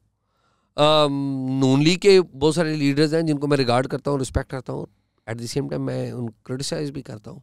लेकिन सवाल ये है कि जहाँ पे उनका क्रिटिसिज्म ड्यू है, मैंने अगर उनको फेवर कर दिया है तो फिर तो मसला है। फिर तो मालूमात ज़्यादा पर्सनल मुलाकातों से आती है एज अपोज टू पब्लिकली मिलना। बिल्कुल ऐसे, ये सही। तो इसमें क्लियर होता है कि क्या चीज़ ऑन द रिकॉर्ड है, क्या चीज़ ऑफ द रिकॉर्ड है, या लाइन ब्लर हो जाती है? नहीं, ये बातें तय होती हैं, ये बातें तय की जाती। क्या मैं कोट कर सकता हूँ आपको? अच्छा, पूछा जाता है। ये कुछ ऐसी बातें होती हैं जिस तरह आपने कुछ इंटरव्यू में बोला कि 10-15 साल पुरानी बात है, बट पहले तो नहीं था लेकिन अब मैं बोल सकता हूँ। तो is there also like a time limit in your head? जी, नॉट इन मी। वो एक अंडरस्टैंडेबल भी होती है चीज़ें। अब मिसाल के तौर पे एक साहब फोत हो गए, उन्होंने मुझे कुछ बात, अब तो बात ही ख़त्म हुई, बंदा ही चला गया ना। अब छाप सकते हैं। नहीं मतलब आप वो बंदा निकल गया, वो फेज़ निकल गई, वो कहानी ख़त्म हो गई, तो फिर तो बात है। तो कुछ ऐसी बातें हैं जो आपने रखी हुई हैं किताब के लिए अपने? जी, मैं अपनी अगली किताब लिख रहा हूँ, तो मैं उसके लिए बहुत सारी बातें मैंने रखी हुई और बहुत सारी पे काम कर रहा हूँ। तो आपने ये शुरू में सारी ये जो डेंजरस रिपोर्टिंग है अलकायदा पे, ड्रोन हमलों पे, इस पे तो आपको बहुत ब्लो बैक आया होगा। जी बिल्कुल आया, उसका बड़ा नुकसान हुआ। बड़ा इनके मैं एक यूनिवर्सिटी में प्राइवेट पढ़ाया करता था, मुझे निकाल दिया गया। मेरे घर पे अटैक हुआ, उसी दिन मुझे यूनिवर्सिटी से निकाल दिया गया। थ्रेट किया गया बहुत ज़्यादा, मेरा काम बड़ा हैम्पर किया गया। मैं सिविल ब्यूरोक्रेट से, पुलिस ऑफिसर से और लोगों से मुलाकातें करता था, उनको थ्रेट किया गया कि ना मिले इनसे। पॉलिटिशियंस को कहा गया कि ना मिले इनसे। मैं बहुत सारी जगहों पे जाता था, वहाँ पर मेरे जाने पर पाबंदी लगाई गई। तो ये बहुत सारी चीज़ें आती हैं इस तरह की, हुई ये सारी चीज़ें मेरे। और ये जो इन्फॉर्मेशन आपको उस वक्त भी आ रही थी, ये पर्सनल रिलेशन से आ रही थी? बिकॉज आई एम अज्यूमिंग कि ओवर टाइम आपने ये डेवलप किए होंगे ना। जिस तरह वो जो न्यूज़ थी कि जरदारी को और क्यानी को इंडिया से फ़ोन नहीं आया था मुंबई अटैक के बाद, उमर सईद शेख से आया था, वो आपने ही ब्रेक की थी। जी मैंने। तो ये न्यूज़ आपकी कैसे पता चल सकता है? ये बड़ी इंटरेस्टिंग बात आपने बताई है कि ये मुझे टिप दी थी अरशद शरीफ ने। अरशद शरीफ डॉन के ब्यूरो चीफ थे, तो उन्होंने ये खबर आई थी डॉन में ही, ज़फ़र अब्बास साहब ने खबर दी थी कि, और उन्होंने बड़ी प्रोफेशनल अंदाज से लिखी थी कि एक टेलीफोन कॉल आई है ईवान सदर में, और रिपोर्टेडली जो गवर्नमेंट ऑफिशियल्स कह रहे हैं कि ये इंडिया से आई है। और उन्होंने आगे भी लिखा था, और मैं वो भूलता नहीं हूँ ज़फ़र अब्बास साहब का लिखना। उन्होंने कहा ये भी क्लियर नहीं है कि ये कहाँ से आई है कॉल। देखें ना, ये होता है क्लास जर्नलिस्ट जो है, कमाल। ज़फ़र अब्बास खबर लिख रहा है, उसने उस खबर में ही टिप दे दी। तो मुझे अरशद शरीफ ने कहा कि ये खबर जो है ना, ये लिखी हुई है जफ़र अब्बास साहब की, ये चेक करो ये कॉल किसने की है। तो मुझे आइडिया था कि अगर ये जेल में से गई है तो ये कहाँ कहाँ पर इसकी इंक्वायरी हो रही होगी, जेल अथॉरिटीज़ की भी इंक्वायरी हो रही होगी और एक दो जगहों पे भी, वजारत दाखिला में भी हो रही होगी, किसी और जगह पे भी हो। तो वहाँ पे मैंने अपने कॉन्टैक्ट्स को चेक करना शुरू किया। तो कॉन्टैक्ट्स चेक करते करते मुझे इत्तफाक से वो बंदा मिल गया जो कि who was process of the inquiry, जिसके सारी चीज़ें हाथ में थी, और वो मेरा दोस्त भी था। तो फिर मुझे सारी चीज़ें पता लग गई। इसके बाद कोई मसला हुआ? मतलब आप एक टेररिस्ट की खबर दे रहे हैं, हाँ जी, जो शायद मेरे ख्याल से जरदारी साहब भी पढ़ के बोले इसको किसने बताया? जी वो फिर मसाइल हुए, उस बाद में मसाइल हुए। और मैं तो देखे ना, उसका इल्ज़ाम था कि जी इंडिया से कॉल आई थी, इंडियन डिफेंस मिनिस्टर ने पाकिस्तान के प्रेसिडेंट को कॉल की, और मैंने खबर ये दी कि वो इंडियन डिफेंस मिनिस्टर ने एक तो कॉल नहीं की थी, और मैंने खबर दी कि वो उमर सईद शेख ने जेल सेल से सदर आसफ अली जरदारी से बात की थी, और सदर आसफ अली जरदारी से ही नहीं बल्कि आर्मी चीफ जनरल कियानी से भी बात की थी। अब ये तो उससे भी बड़ा बम था ना कि आर्मी चीफ से भी बात हुई है। तो मुझे अच्छी तरह याद है कि उस वक्त DGISPR होते थे अतर अब्बास साहब। तो मैं अतर अब्बास साहब से मेरा बड़ा खट्टा मीठा ताल्लुक़ रहता था, निशिब फराज हमारे ताल्लुक़ में रहते, बड़े ज़बरदस्त थे। मैं समझता हूँ कि अभी तक ISPR में अतर अब्बास जैसा DGISPR नहीं है। मैं समझता हूँ कि अगर ISPR में कोई आखिरी कोई DGISPR था, वो अतर अब्बास था। तो अतर अब्बास साहब को मैंने फ़ोन किया तो वो मुझसे नाराज़ रहते थे। तो मैंने उनसे पूछा, मैंने कहा जनरल साहब, जनरल कियानी को उमर सईद शेख ने कॉल की थी, तो इस पे आप क्या कहते हैं कि वो क्या बातचीत हुई थी? तो वो बड़े ना झला के गुस्से में थे, क्योंकि मैं माजी में उन दिनों कुछ और खबरें भी दी थी। कहते हैं मैं कोई उनका मैं जनरल कियानी का ऑपरेटर हूँ? वो बड़े नाराज़ हुए ना मुझसे। तो मैंने कहा जी मैं सर बिल्कुल ठीक। तो वो मैं द न्यूज़ अखबार में स्टोरी, डॉन अखबार में ख़बर लिख रहा था, तो मैंने ना वो सारा लिख के स्टोरी लिखी कि जी ये हुआ। फिर मैंने कहा जी DGISPR से मैंने रब्ता किया कि आप बताएं कि जनरल कियानी को उमर सईद शेख ने कॉल की है उधर। तो उन्होंने कहा कि क्या मैं उनका टेलीफोन ऑपरेटर हूँ? तो मैंने एज इट इज़ जो कुछ उन्होंने कहा था वो लिख दिया। दूसरे दिन जब अखबार छपा, और टेलीविज़न में भी उसी दिन, जिस दिन अखबार में छपा उसी दिन आई थी खबर, तो डॉन न्यूज़ इंग्लिश TV होता था उस वक्त। तो जनरल साहब का सुबह बड़े गुस्से में, और वो मुझे पैगाम आया कि एजाज मैंने तो तुमसे एक वैसे में बात की थी। तो मैंने कहा सर मैंने भी वैसे में लिख दी जैसे में आपने बात की थी। तो जब इस तरह के रिप्लाईज आते हैं, अब तो आपका इतना एक्सपीरियंस है तो आपको समझ में आ जाता है अच्छा ये सच है, फील आ जाती है? हाँ जी, पता लग जाता है।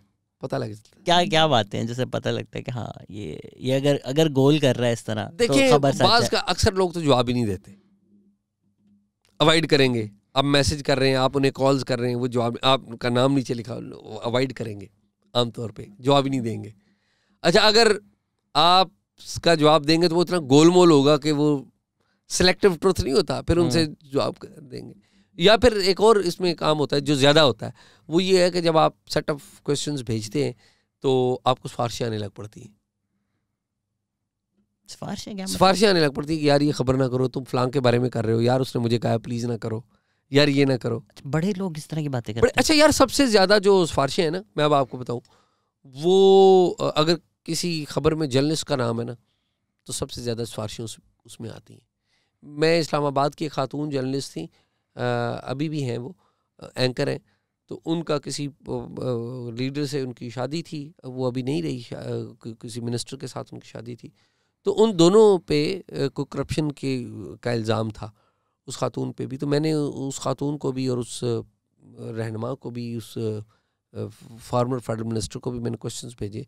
तो मुझे वो जो फॉर्मर फेडरल मिनिस्टर, उनकी तरफ से कोई नहीं है। मुझे सबसे ज़्यादा सिफारिशें उस खातून जो थी साफ़ी थी उसकी तरफ से आ रही थी, सबसे ज़्यादा सिफारिशें।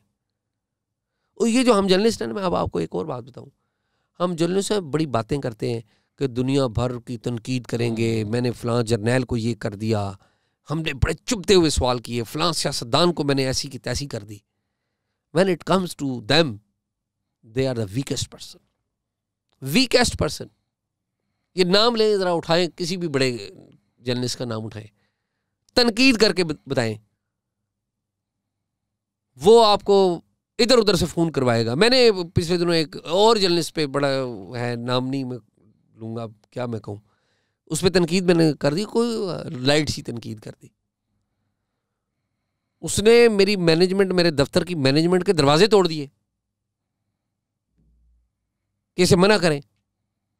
फिर दफ्तर मेरी मैनेजमेंट मुझे कहे कि यार प्लीज़ यार इसको ना करें। मेरे दफ्तर की मैनेजमेंट बहुत अच्छी है, वो कभी इन्वॉल्व नहीं होते। एक दफ़ा उन्होंने मुझे कहा था कि आप इस्टेब्लिशमेंट पे तनकीद ना करें। 2014 में जब बहुत ज़्यादा हालात ख़राब थे, जियो ने 2018 में, सॉरी 18 में, 14 कह रहा हूँ।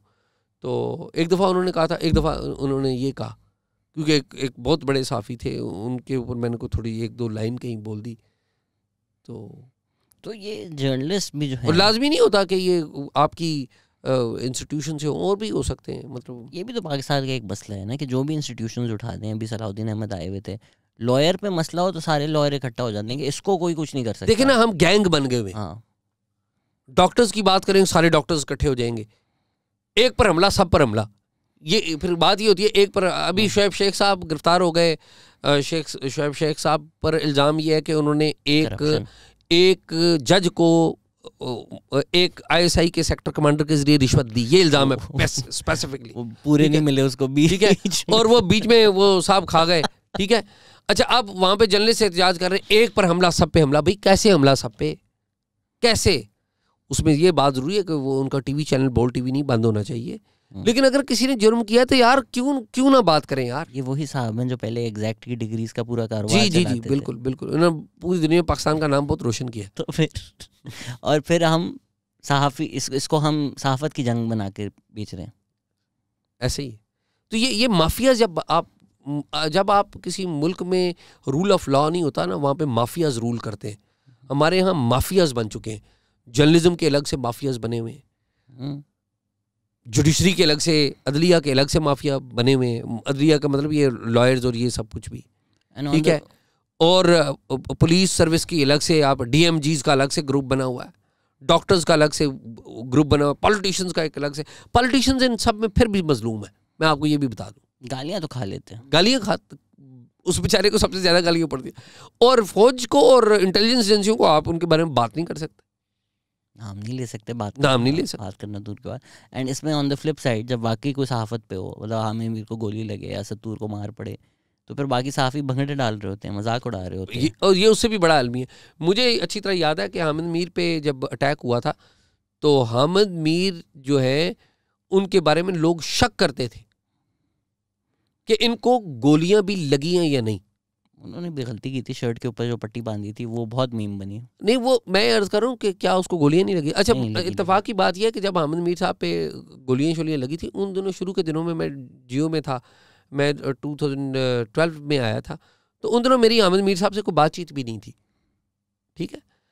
और मैं हामिद मीर साहब की बाज़ बातों का नाक़िद था एट दैट टाइम भी। लेकिन जब उनको गोलियां लगी और मुझे पता था कि वो कुछ ऐसी बातें कर रहे हैं जो बहुत लोगों को तकलीफ दे रहे हैं, वो ठीक बातें थी, to be fair with Hamid Mir, वो ठीक बातें थी, तो मैं हामिद मीर साहब के हक़ में बात करता था और पूरे मीडिया में कोई बात नहीं करता था। आपस की बात है, कोई जियो में भी उनके हक़ में बात नहीं करता था, ठीक है। मामा कदीर को बुलाने पे पड़ी थी ना। जी जी, बहुत सारी और भी इशू थे। Mama Qadeer was one of them. और वो मैं आज भी ये समझता हूँ कि that was a planned attack.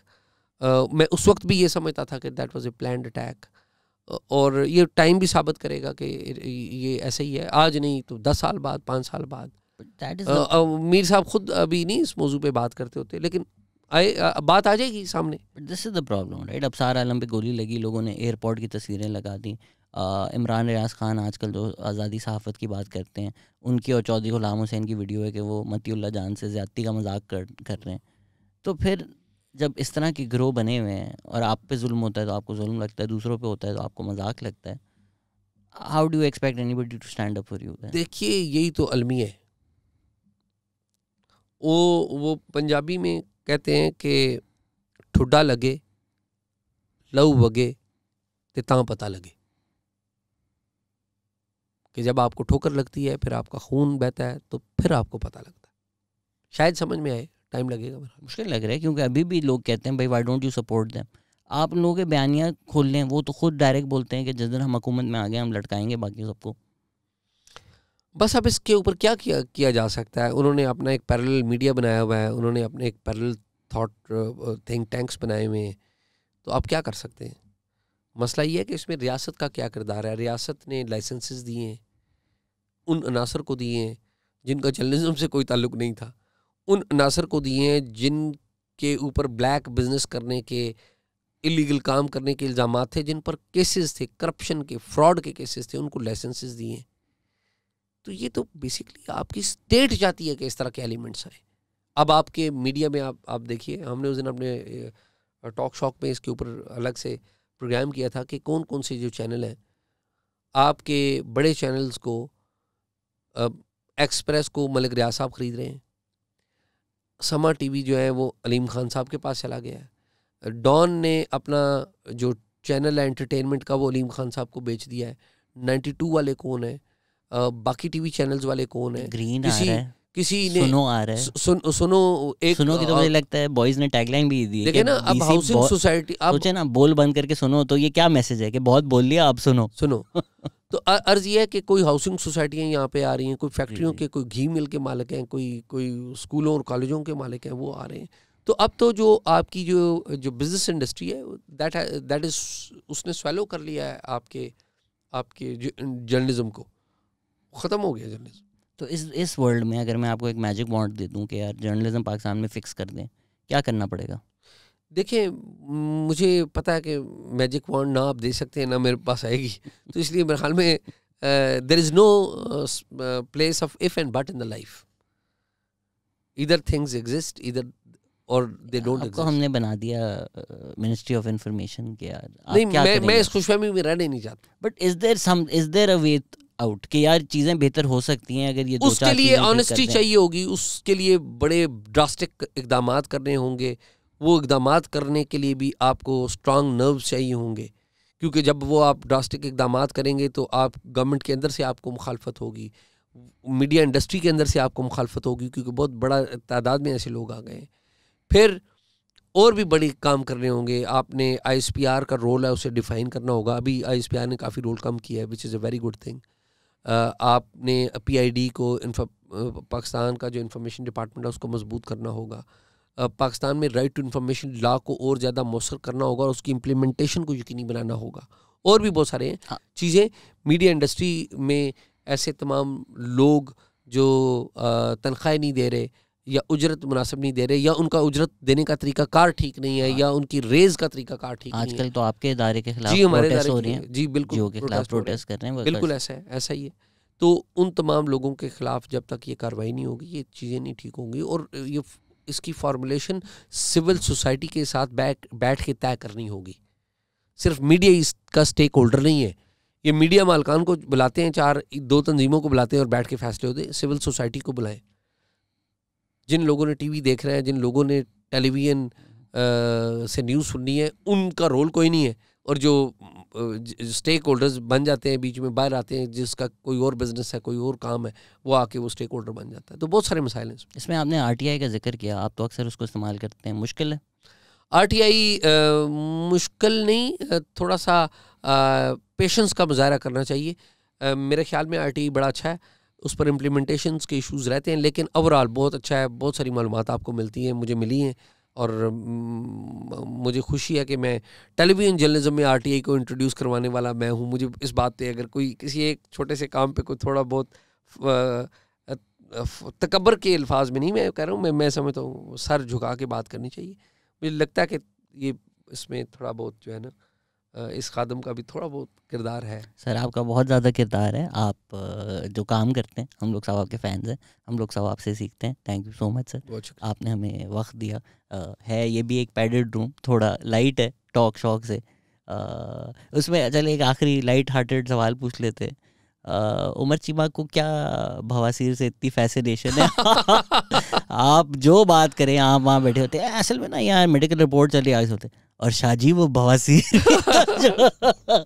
जी जी जी जी जी शाहजी बवासीर का मसला। हालांकि बवासीर का जो मसला है तो ये इतना क्यों डिस्कस होता है उसमें? उमर जो है वो, उमर की एक मैं आपको बात बताऊं, उमर की विट बहुत अच्छी है, बहुत अच्छी है। उमर की इतनी अच्छी विट है, और मेरी विट उतनी ज्यादा पुअर है, और मैं वो जब वो बाज गात विट करते हैं मैं परेशान हो जाता हूँ, मैं इसका क्या डिफेंस करूँ। अच्छा, मैं तो देखता रहता हूँ, मैं पिक कर लेता हूँ कि कब मस्ती कर रहे हैं, लेकिन वो इतने प्यार से करके निकल जाते हैं जो शायद बाकी लोग समझे भी ना। बाज़ वक्त मुझे भी नहीं पता लगता, फ्रैंकली स्पीकिंग मुझे भी नहीं पता लगता। हाँ, अभी लेटेस्ट एपिसोड में यही तो हुआ जहाँ बोलते हैं कि वो कोर्ट जा रहे हैं, शायद उनको मेडिकल का भी कोई मसला हो, जी बवासीर बोल के निकल गए। आप उमर चीमा को पहले से जानते थे? ये टॉक शॉक कैसे हुआ? मैं और उमर चीमा गुज़िश्ता तकरीबन 23-24 साल से दोस्त हैं। जर्नलिज्म में उमर जब आया और मैं भी नया नया था तो हमारी उस वक्त से दोस्ती है, और इस वजह से हमारी केमिस्ट्री बहुत ज़्यादा है। और टॉक शॉक इस तरह हुआ कि मुझे एक रेडियो स्टेशन के मालिक हैं पावर 99 के नजीब साहब, वो मुझे कहा करते थे, और एक तसद्दक साहब हैं उनके साथ होते हैं, तो ये तसद्दक और नजीब साहब ये पावर 99 में रहे हैं इकट्ठे, तो वो कहते थे कि आप ना शो करें हमारे लिए, हम उसे रेडियो पे भी चलाएंगे और आप उसे यूट्यूब भी चलाइएगा, फेसबुक पे चलाइएगा। तो मेरी ओपिनियन ये थी कि सारी दुनिया यूट्यूब व्लॉगिंग कर रही है, तो मैं उसमें क्या नया दूंगा, it would be just another edition. तो उन्होंने कहा, तो मैंने कहा ठीक है, मैं और उमर चीमा करेंगे। फिर मैंने उमर से बात की, तो it took me almost 2 years to convince him. Umar मान नहीं रहा था, नहीं ये इसका नुकसान है, नहीं इसका ये ठीक नहीं है। मैंने कहा यार शुरू करते हैं। मैंने उमर को कहा, मैंने कहा उमर इसकी मैं आपसे सिर्फ ये कहूँगा 50 वीडियोज़ रिकॉर्ड करते हैं या 25 रिकॉर्ड कर लेते हैं, 50 नहीं तो मैंने कहा 25 के बाद ना आप डिसाइड कर लेना, अगर नहीं करना तो नहीं करेंगे। तो लकी भी यार कि मैं जब उसे घसीट के घेर घार के लेके आया, तो जब तीसरी वीडियो रिकॉर्ड हो गई तो चौथी पे उसने मुझे खुद फ़ोन किया कि अभी आज रिकॉर्ड नहीं करना, आज रात रिकॉर्ड करें, एजाज आ जाओ, ठीक है। तो फिर मैं भी भूल जाऊँ, वो उमर का फ़ोन आ जाता, हाँ भी क्या सीन है, ऐसा ही। आई थिंक नजम सेठी जब से पीसीबी गए हैं, जी हाँ, फिर तो और कोई शो बचा ही नहीं है कि जो खबर दे।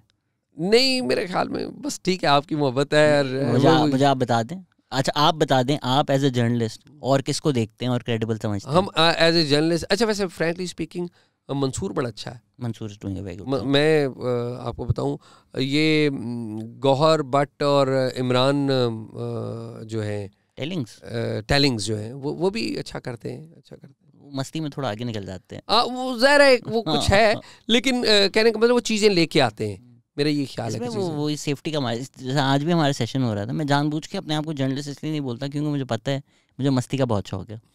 तो मैं कल खुदा ना खासा अपने आप को जर्नलिस्ट बोल दूं और लोग बहुत ही क्रेडिबल समझने लग जाएं, तो ये मेरे लिए मसला है।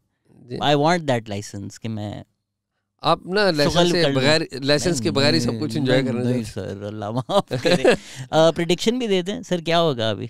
सर प्रेडिक्शन तो रिज्यूम ही दे सकते हैं, जो इंडेक्स हैं वो तो अच्छे नहीं है, इंडेक्स तो बहुत बुरे हैं। On ground do you think Imran Khan जीत जाएंगे अगर फ्री एंड फेयर इलेक्शन हुआ? इसमें अगर बहुत बड़ा है, ये जो है ना सेफ खेलते हैं आप। इसमें अगर बहुत बड़ा, आपकी बात पे अगर बहुत बड़ा है, इमरान खान साहब को मेरा नहीं ख्याल कि इलेक्शन लड़ने दिया जाएगा।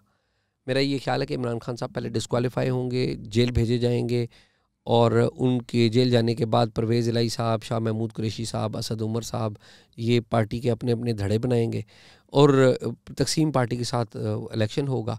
इमरान खान साहब जेल में रहेंगे और ज़रूरत पड़ी तो इमरान खान साहब को डील करके वापस ले आया जाएगा। डील करके लंदन भी तो भेजा जा सकता है वापस कुछ अरसे के लिए। ये जो एक आइडिया है कि कुछ चीज़ें परमानेंट नहीं होती पाकिस्तानी जी, कुछ भी परमानेंट नहीं होता पाकिस्तान में, कुछ भी परमानेंट नहीं होता। एक वक्त था मुशर्रफ साहब कहा करते थे, मैं मुशर्रफ साहब की प्रेस कॉन्फ्रेंसेज अटेंड की हुई हैं कि बेनज़ीर भुट्टो और Nawaz Sharif they can't return to Pakistan on my dead body, ये मुशर्रफ साहब कहा करते थे। सवाल ही पैदा नहीं होता कि वो वापस आए, उनकी सियासत ख़त्म हो गई। शेख रशीद साहब जो है ये वज़ीर इत्तलात होते थे मुशर्रफ साहब की, यही बातें, फिर वही मुशर्रफ थे इसी मुल्क में, उनके होते हुए बेनज़ीर आई, उनके होते हुए नवाज शरीफ आए, और उनके होते हुए जो पाकिस्तान पीपल्स पार्टी की हुकूमत बनी, उनके होते हुए नवाज शरीफ की हुकूमत बनी, वही थे। उन्होंने ओथ दिया होगा ना, वो प्रेसिडेंट थे। यूसुफ रज़ा गिलानी को ओथ उन्होंने दिया था। बताएं यार। फिर ये मेरी 2019-20 में PMLN के कुछ लोग थे, उनसे मेरी जंग हो गई। मतलब मैं बोल रहा हूँ भाई नहीं, देर लाइक बाजवा और नवाज शरीफ कभी साथ हो ही नहीं सकते। अब ये 10 साल के लिए आ गया और हम इस तरह प्रिपेयर कर रहे हैं। मैंने बोला भाई पाकिस्तान में कुछ भी हो सकता है, कभी भी हो सकता है। लास्ट क्वेश्चन, आजकल कहा जा रहा है कि सहाफ़त का जो मर्डर हो रहा है ये हमने कभी नहीं देखा। जो इस तरफ के सहाफ़ी हैं वो बोलते हैं खान साहब की जो हुकूमत थी, इससे बुरी हुकूमत सहाफ़त के लिए कभी भी नहीं आई। जो फैशिज़म करते हैं, मैं उसको फैशिज़म बोलता हूँ, ज़्यादा बुरी क्या थी?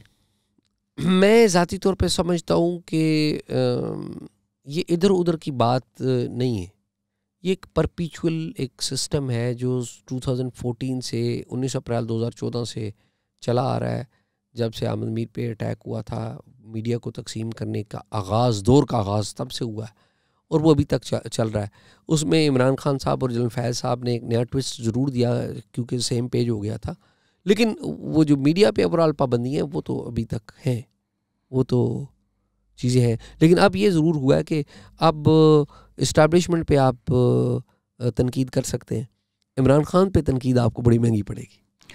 यही कीमत हम देते जा रहे हैं। Thank you so much sir, आज हमारे पास आए। Thank you so much. Take care, bye.